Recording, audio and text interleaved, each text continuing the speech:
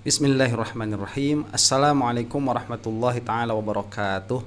Alhamdulillahi rabbil alamin. Wa sallallahu ala sayyidina Muhammadin wa ala alihi wa sahbihi wasallam. Amma ba'du.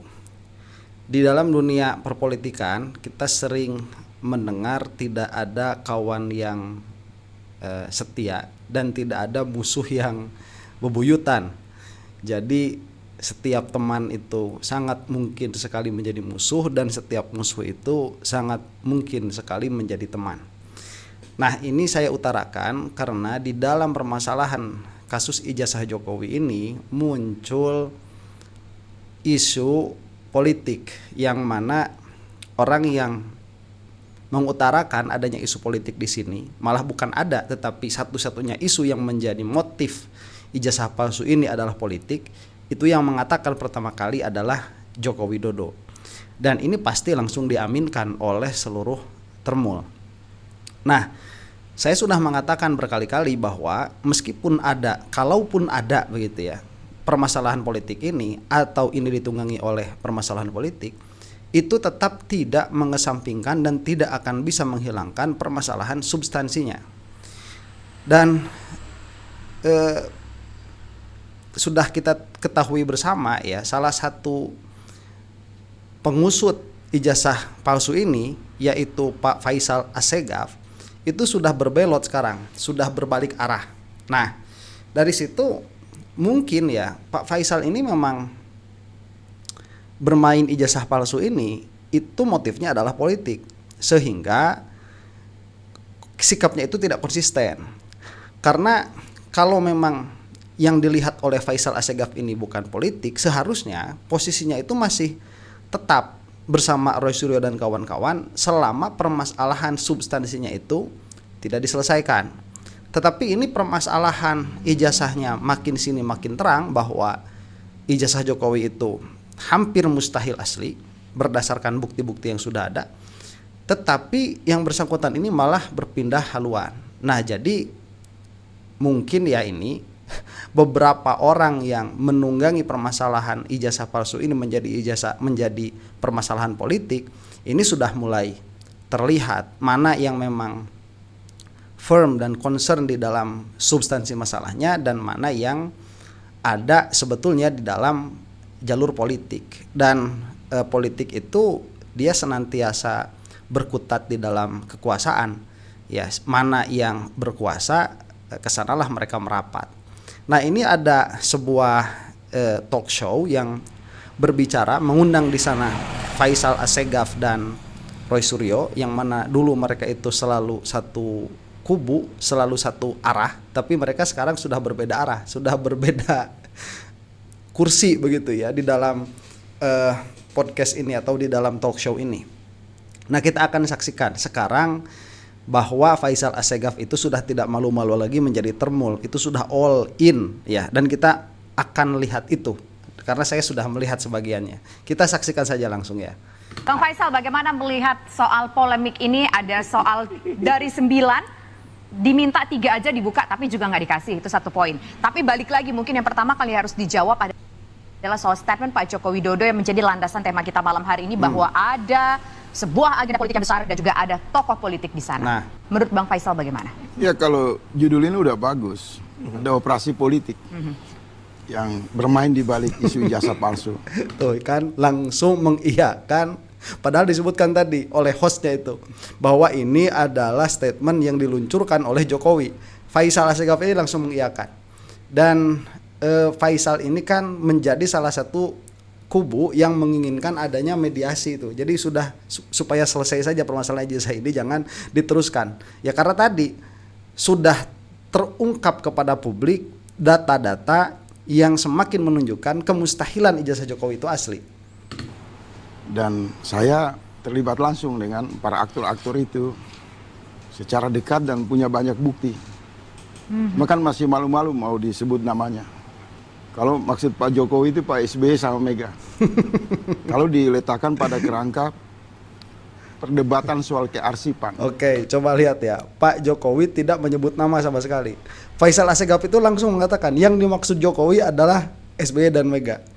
Nah, ini bisa firm seperti itu ya itu tidak akan terjadi apabila tidak bertemu langsung dengan Jokowi. Kalau bisa firm, itu kalau kita punya sangkaan bahwa Faisal Assegaf ini memang orang yang hati-hati di dalam berbicara, di dalam mengeluarkan diksi, karena dia tidak akan mengeluarkan maksud Jokowi itu apa kalau tidak mendengar langsung dari Jokowi begitu. Karena bisa jadi yang dimaksud Jokowi bukan SBY dan Mega.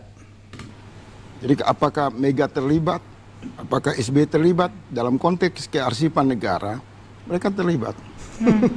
Apa yang membuat sejauh mana keterlibatan itu punya kebutuhan untuk menggoreng? Ya juga jauh menggoreng. Oke. Bu Mega kan banyak menyindir. Pak SBY juga banyak bermain politik lempar batu sembunyi tangan.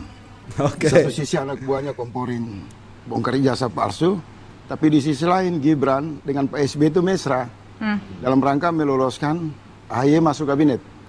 Jadi memang ini anomali. Tapi kalau bicara soal Jokowi mengatakan ada aktor besar terlibat, tidak usah Jokowi lah. Jokowi baru saja itu. Kalau saya mengatakan orang yang bertanggung jawab terhadap kegaduhan ijazah palsu itu dalam konteks mantan presiden. Karena pada saat Presiden Jokowi mencalonkan itu SBY. Dalam konteks keterwakilan partai politik itu Ibu Megawati. Kalau kawan-kawan ini bisa ketemu Ibu Megawati, minta arsip, ijazah fotokopi, lalu disinkronkan dengan milik Pak Jokowi, ini semua selesai. Oke, sebentar ya. Jadi ditengarai Bu Megawati itu punya peran kunci di dalam permasalahan ijazah Jokowi, karena bukan kebetulan, ini fakta bahwa Jokowi itu masuk ke gelanggang politik lewat PDIP yang mana ketua umumnya adalah Megawati. Nah, saya tidak melihat sejauh itu ya, karena kalau yang dimaksud adalah pencalonan Jokowi sebagai wali kota, itu ketua umum gak bakal ikut-ikutan ngurus arsip. Itu yang pertama tuh. Kemudian yang kedua ya, bisa jadi memang Jokowi ini dipersiapkan oleh Megawati, bisa jadi. Tapi saya melihat itu dalam kerangka setelah Jokowi menjadi wali kota Solo. Saya melihat itu memang. Jadi melejitnya karir Jokowi di gelanggang politik selama hampir 15 tahun itu ya. Terutama pertama kali Jokowi melejit itu jadi gubernur Jakarta. Itu atas campur tangan Megawati. Nah, jadi sekarang begini, kalau permasalahan kita kepada substansi permasalahannya yaitu ijazah Jokowi, dan Bu Megawati ini tidak malu-malu menyindir Jokowi, ini hampir bisa dipastikan bahwa ijazah Jokowi itu palsu. Kenapa? Karena Megawati berani untuk menyindir itu. Ini kalau kita berbicara tentang permasalahan substansinya, ijazah palsu. Kita tidak berbicara politik sama sekali begitu. Nah, kalau kita berbicara politik, kenapa Bu Mega ini hanya menyindir saja, tidak mau mengeluarkan arsip, kalaupun memang dimiliki oleh PDIP, yang mungkin itu memang ada, itu karena Bu Megawati bisa terlibat, ya, bisa terlibat, tetapi saya rasa secara hukum tidak akan terlibat, tapi secara publik akan terlibat. Karena secara hukum itu Megawati tidak akan dipintai pertanggungjawaban atas kelakuan Jokowi yang masuk ke gelanggang politik dengan ijazah palsu. Itu yang saya lihat ya. Dan ini nanti akan sedikit berbeda dengan yang dilihat oleh Faisal Assegaf. Cuman di sini Pak Faisal ini sudah terang-terangan berani menyerang dua individu itu, yaitu Megawati dan SBY, yang mana itu adalah tanda-tanda bahwa Faisal Assegaf ini sudah all in menjadi termul. Ibu Megawati menutup pintu. Padahal yang menggunakan ijazah Pak Jokowi itu Ibu Megawati. Kenapa dia menutup pintu? Karena dia ingin menggoreng satu dendam politik berkelanjutan yang sama dengan kasus Senturi. Dulu kasus Senturi begitu juga kan. Ibu Megawati pada saat itu oposisi, itu menggoreng di ruang publik, minta untuk dituntaskan sampai ke DPR. Kasus itu kemudian di DPR lalu dibawa ke pengadilan. Tapi dalam kasus ijazah palsu, Ibu Megawati dan PDIP itu mengambil arsip di tangan mereka secara misteri dan kemudian mengirim Eros Jarot, kawan-kawan PDIP untuk menyipas di lapangan. Maka bukan hanya Jokowi yang menilai SBY maupun Ibu Megawati terlibat, tapi akal sehat publik menjelaskan secara terang bahwa berdasarkan asumsi akal sehat saja atau fakta apa kemudian? Apa bukti yang Bang Saya Faisal bisa punya? Sebentar ya, ini saya rasa yang dilakukan oleh Faisal Assegaf ini adalah analisa yang valid ya, analisa yang valid karena terlalu lama Megawati itu bersama Jokowi. Jadi untuk mengatakan bahwa Bu Mega ini tidak mengetahui apapun mengenai keaslian ijazah Jokowi itu sulit diterima ya oleh common sense. Saya rasa demikian.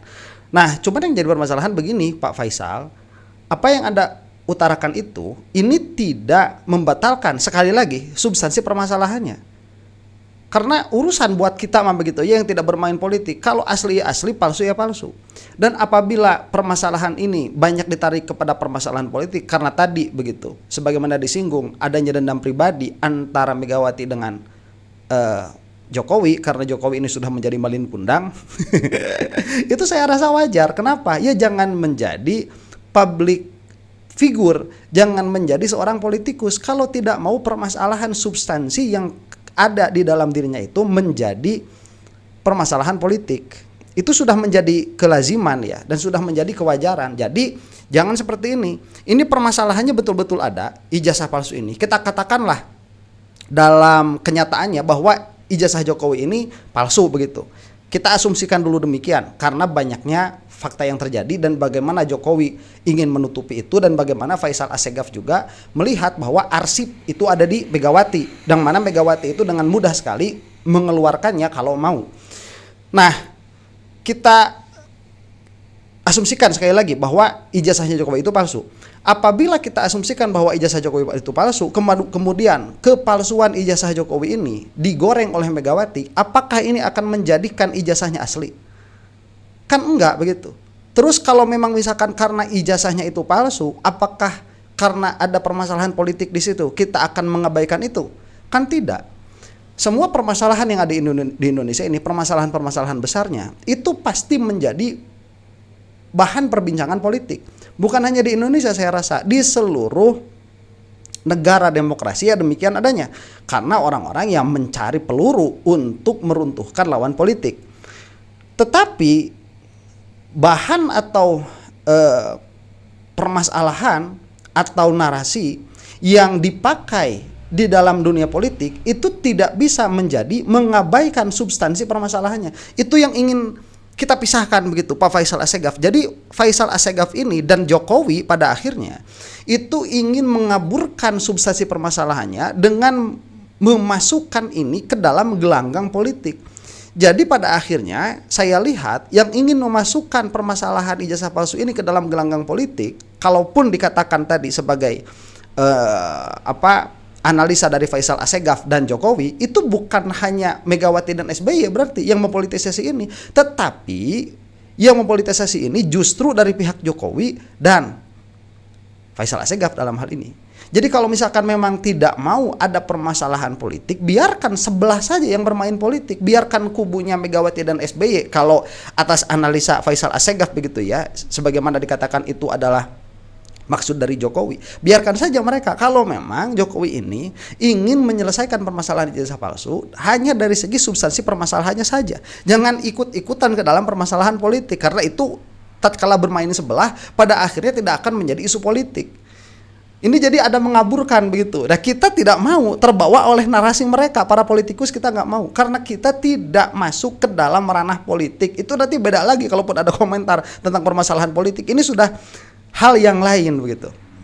Pertanggungjawaban ini di kantor polisi, kantor kejaksaan, kantor kehakiman, fakta kalau saya bicara. Punya bukti secara konkret? Coba lihat kalimatnya. Dalam konteks kearsipan negara. Ijazah itu adalah arsip PDIP, arsip KPU, arsip pemerintah. Siapa pemangkunya pada saat itu? Ketua umumnya Megawati. Kenapa kegaduhan ini berlanjut? Ibu Megawati tidak membantu Roy Surya untuk membuka ini loh, ada arsip loh, fotokopi. Kenapa tidak dibuka fraksi PDIP di DPR dalam rangka untuk membuat satu penyelidikan berdasarkan pendekatan politik formal?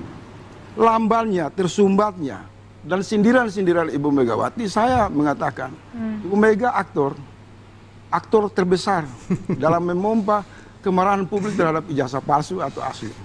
Sebentar ya, kalau dikatakan Bu Megawati ini aktor terbesar, kalaupun iya, saya bukan salah satunya yang termasuk. Saya tidak masuk ke dalam ranah permasalahan ijazah Jokowi ini karena dikomporin Megawati. Enggak, saya nggak tahu juga pertamanya begitu ya. Cuman begini, bahwa Bu Megawati itu betul ya, saya melihat kemudian sering menyindir ijazahnya Jokowi dan itu tidak akan dilakukan kalau Bu Mega tidak tahu ijazah Jokowi itu palsu. Tidak akan dilakukan ya, karena itu akan menjadi blunder politik. Kita memang tidak tahu umur Bu Mega itu berapa lama lagi begitu ya, panjang umur alhamdulillah, mudah-mudahan husnul khotimah beliau itu. Cuman yang kita lihat ini kalau misalkan asli, Bu Mega itu akan diam begitu, nggak bakalan sundar sindir, yaitu makan tuh Roy Suryo, ijazahnya asli kok, saya tahu begitu, akan begitu. Tetapi ya ada keberanian dari Megawati di dalam menyindir Jokowi, itu menjadi tanda besar bahwa ijazahnya ini palsu. Cuman sekali lagi Bu Mega memang tidak mau membantu Roy Suryo dalam hal kearsipan. Kenapa? Karena kalau membantu itu bisa menjadi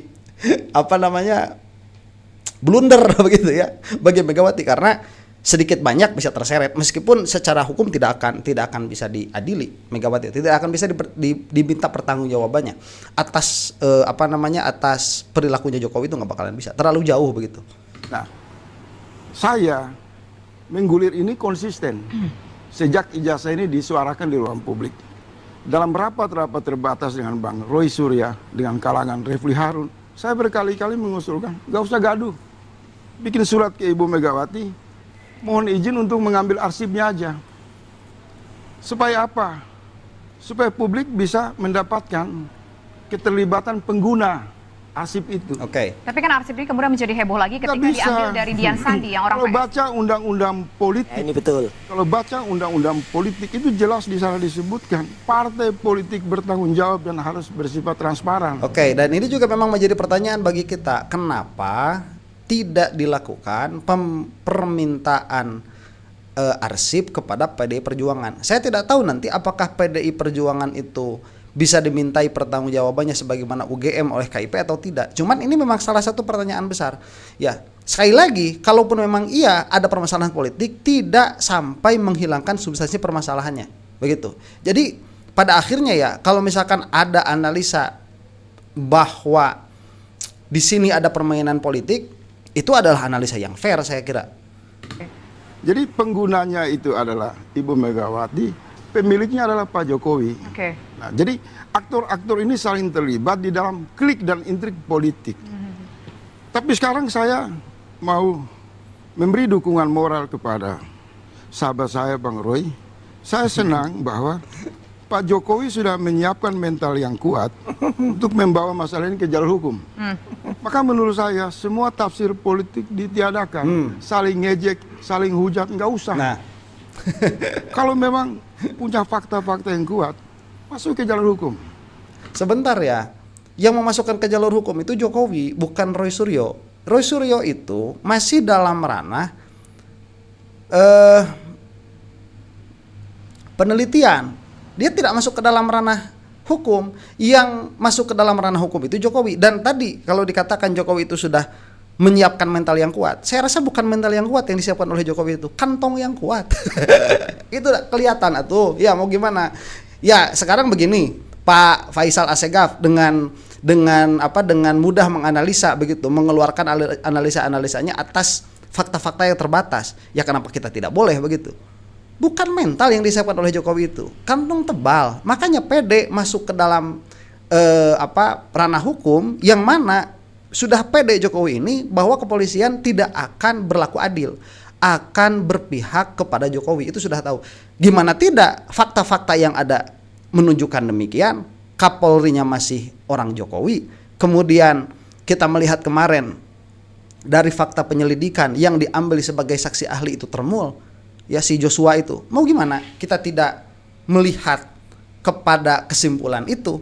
Ya, itu coba dihilangkan. Bagaimana bisa dihilangkan? Nggak bisa. Kecuali kalau memang misalkan ya Kapolrinya bukan orang Jokowi itu. Kemudian yang diambil oleh kepolisian sebagai saksi ahli bukan termul. Itu baru kita bisa agak menghilangkan dugaan itu bahwa yang disiapkan oleh Jokowi itu adalah kantong tebal, bukan kantong tebal tetapi mental yang kuat begitu. Itu Pak Faisal. Jadi analisa-analisa yang ada ini harus fair, lihat semua faktanya. Jangan hanya dilihat satu fakta kemudian menganalisa begitu. Itu nanti hasil analisisnya tidak akan tidak akan balance ya, hanya melihat dari satu sudut pandang saja. Kita saksikan lagi nih. Apalagi temuan dari berdasarkan basis penelitian. Tetapi saya mau mengatakan, Ibu Megawati juga harus diminta pertanggungjawabannya kalau sidang itu dibuat. Oke. Karena dia menyaksikan sejak wali kota, 1 kali gubernur dan 2 kali calon presiden. Sindiran Pak Jokowi ini memajukan satu cara berpikir kita bahwa dia bukan orang yang tunggal dalam masalah ini. Oke. Ini satu kolektif. Sebentar, itu tadi terlalu jauh dalam pengertian bahwa jangankan Megawati, Anies Baswedan saja tertipu ya dalam permasalahan ijazah, karena memang dulu belum ada penelitiannya, belum bergulir permasalahan ijazah Jokowi ini. Jadi apakah nanti pada akhirnya seperti KPU begitu ya, partai politik ini harus melakukan uji faktual atas sebuah dokumen yang diserahkan kepada partai politik? Nah, kita kan nggak tahu, KPU saja tidak ada undang-undang itu, apalagi partai politik. Kalau undang-undangnya tidak ada, Megawatinya nggak bakalan terlibat secara hukum, bukan secara moral. Kalau secara moral saya katakan sekali lagi bisa jadi.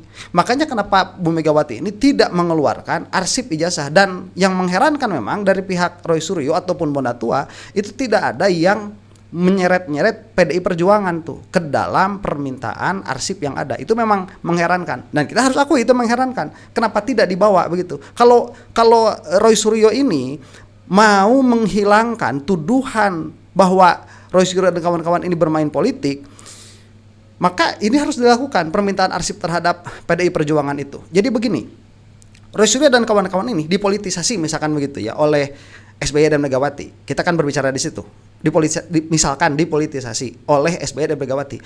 RRT-nya ini nggak usah ikut-ikutan, ya biarin aja mereka jalan-jalan sendiri kok. Ini jalan sendiri. Nah, yang ada tuduhannya RRT ini mengaminkan ya backup dari Megawati dan SBY begitu. Dalam kira-kira ini mengaminkan. Nah, supaya ini tidak terjadi ya analisa ke sana, supaya terbantahkan apa yang dikatakan oleh Faisal Assegaf di sini, betul, pinta arsipnya kepada PDIP. Dan itu yang kita inginkan, karena buat kita mah begini, kalau asli ya asli, nggak ada masalah, kalau palsu ya palsu, selesai dalam satu permasalahan ini. Setelah diketahui palsunya, kemudian apa? Itu baru kesannya permasalahan lain begitu. Kalau dia bersifat ijazah palsu, maka ini kejahatan kolektif. Tidak bisa. SBY bisa dipanggil di pengadilan. Secara undang-undang nggak bisa. Saat itu presiden adalah SBY. Ibu Megawati yang membawa ijazah itu mendaftar Pak Jokowi akan juga dipanggil di pengadilan. Jadi menurut saya, sebentar, kalau begitu pola pikirnya, pola pandangnya Faisal Assegaf, datangkan juga kepada kemarin begitu ya permasalahan menteri pendidikan tuh, siapa yang bosnya Gojek itu, Nadiem Nadiem Makarim misalkan. Nadiem Makarim juga sama. Nadiem Makarim ini disangkakan korupsi, siapa pemimpinnya? Presiden tuh, Jokowi tuh. Kemudian kasus haji yang sampai sekarang nggak selesai, itu yang jelaskan ada korupsinya. Yang pertama kali harus bertanggung jawab siapa? Presiden juga.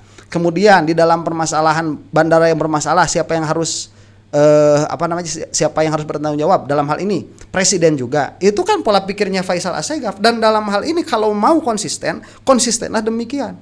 Sebagaimana yang selalu saya pakai begitu, bahwa permasalahan partikular yang terjadi di Indonesia, tatkala dia itu dampaknya memang karena kebijakan pemerintah, presiden harus bertanggung jawab. Nah, sekarang nggak bisa kita mengatakan kalau misalkan Jokowi ini ijazahnya palsu, maka SBY harus bertanggung jawab karena saat Jokowi menjadi gubernur presidennya itu SBY, dan Megawati harus bertanggung jawab karena saat mencalonkan menjadi pemimpin Jokowi itu lewat PDIP. Tetapi tatkala dalam masalah yang lain Jokowi tidak bertanggung jawab saat dia menjadi presiden. Nah, kan lucu itu, double standard namanya. Ya, double standard itu buruk di dalam berpikir. Kenapa? Karena menunjukkan seseorang itu tidak memiliki komitmen. Yang dia miliki itu hanya cara pandang yang picik begitu, dan itu tidak baik. keterlibatan aktor-aktor ini baik secara politik formal maupun nanti di jalur hukum itu tidak bisa terhindari. Mereka menggelar satu. Kalau secara hukum bisa terhindar ya. Korupsi saja Jokowi bisa terhindar, apalagi cuma masalah ijazah palsu.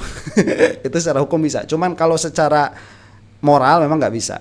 Secara moral harusnya dilakukan, itu kelalaian beliau-beliau tuh, SBY dan Megawati itu. prasangka politik yang diamanatkan, yang dititipkan oleh amarah publik terhadap 10 tahun problem bernegara. Orang terbakar marah. SBY tahu itu, Ibu Mega tahu itu. Kalau mereka negarawan, konsisten, mau menegakkan Pancasila, masuk ke sila 4. Kumpulin anak-anak bangsa. Ini loh arsip PDIP, Pak Roy. Ini asli, ini palsu. Bang, sebentar saya rangkum dulu nih logikanya begini. Faisal Assegaf ya, kalau Anda mengatakan apabila Megawati dan SBY itu negarawan, maka keluarkanlah arsip yang ada di PDIP misalkan, atau apapun yang hubungannya dengan SBY. Kenapa hal itu juga tidak Anda katakan kepada Jokowi? Kalau Jokowi ini memang negarawan, tunjukkan ijazahnya. Kan selesai begitu. Mau menunjukkan, kalau Anda mau mengatakan bahwa mereka ini harus bersifat negarawan, baik Jokowi ataupun SBY ataupun Megawati, ya berarti ketiganya ini harus mengeluarkan apa yang mereka miliki sebagai kemampuan maksimal untuk menjelaskan kepada masyarakat sebagai negarawan. Jokowi pun salah pada akhirnya atas logika Anda sendiri. Jadi logika Anda ini bagus, memang betul seperti itu. Ini logika yang valid saya rasa. Dan logika yang valid ini tidak bisa hanya ditembakkan kepada Megawati dan SBY, tapi juga ditembakkan kepada Jokowi begitu. Ya ini seharusnya jadi senjata makan tuan ya kalau memang diterapkan logikanya. Dan ini logika valid saya rasa. Bagus, betul memang seperti itu adanya. Cuman terlihatlah di sini Faisal Assegaf all in jadi termul, sekali lagi saya katakan, karena Jokowinya tidak disinggung dengan logika yang sama begitu. Nggak mau kalau masuk ke hukum. Karena kita kan melihat alurnya. Kita melihat dari sudut pandang politiknya begitu. Hukum biarkanlah proses hukum berjalan di aparat berwajib. Tapi begini, apakah mungkin bisa dikatakan Mas Roy Suryo CS ini membawa ijazah kasus ijazah palsu memang. ini, dugaan ijazah palsu, dugaan ya Bang ya. Saya tidak mengatakan ijazah palsu, tapi saya sering mengatakan dugaan karena ini proses hukum masih berlanjut. Apakah Mas Roy membawa kasus dugaan ijazah palsu ini menurut Abang berdiri tunggal, kemudian ditambah lagi ketika ada kasus ini dugaan ijazah palsu ini ada aktor-aktor yang menunggangi. Apakah logikanya seperti itu atau mungkin Abang menduga bahwa Mas Roy Suryo ini seperti yang dituduhkan orang, ada yang menunggangi di belakangnya? Saya harus berada pada posisi yang jujur apa adanya. Suara Bang Roy dan kawan-kawan itu murni. Murni suaranya kita dan tidak boleh dijerat oleh hukum. Tidak boleh dijerat oleh hukum. Tapi dalam perjalanan ini kemudian ada panggung kan yang begitu terbuka luas, ditunggangi oleh maksud kepentingan elektoral. Ada upaya untuk menyembunyikan arsip. Oleh sebab itu dalam berbagai di panggung belakang, saya banyak memberi masukan ke Mas Roy, ke kawan-kawan, Anda tidak bisa masuk penjara. Kalau Anda masuk penjara, Ibu Megawati juga harus masuk penjara. Kenapa? Karena asal muasal ini ada pada dua orang, pemiliknya adalah Jokowi dan penggunanya adalah Ibu Megawati. Kalau ijazah itu terbukti palsu, maka bukan hanya Jokowi yang masuk penjara, Ibu Megawati juga berpotensi masuk penjara. Dalam konteks pemahaman saya demikian, kalau itu palsu. Oke, sebentar. Ini saya harus mengapresiasi ya logika yang dibangun oleh Faisal Assegaf. Karena valid yang dikatakan beliau. Sama kan dengan apa yang selama ini saya utarakan bahwa Roy Suryo ini berdiri sendiri, tapi pada akhirnya itu digoreng oleh permasalahan politik. Permasalahan hukumnya ini jangan sampai Roy Suryo ini dipenjara. Betul, karena ini hanya penelitian saja begitu. Jadi seharusnya yang diserang siapa? Jokowi lagi. Kenapa mempermasalahkan penelitiannya Roy Suryo? Dan Jokowi itu terlalu baper pada akhirnya. Kalau memang di belakangnya ini menjadi gorengan, dalam pengertian ini ditunggangi, terlalu baper karena yang bersangkutan ini adalah politikus, seharusnya bersiap diri melawan politikus lagi, bukan melawan peneliti begitu. Saya harus mengapresiasi apa yang dikatakan oleh Faisal Assegaf. Cuman sekali lagi masih terlihat all in-nya Faisal Assegaf dengan tidak membahas Jokowi sama sekali begitu. Apakah dibahas? Tidak, saya lihat di dalam podcastnya. Kecuali kalau ada silahkan tuliskan di kolom komentar. Demikian dulu ya. Ini panjang sekali podcastnya, tapi saya rasa ini sudah memberikan gambaran yang cukup. Demikian, mudah-mudahan kita semua ada dalam maghfirah Allah Subhanahu wa taala. Wallahu taala a'lam bissawab. Assalamualaikum warahmatullahi taala wabarakatuh.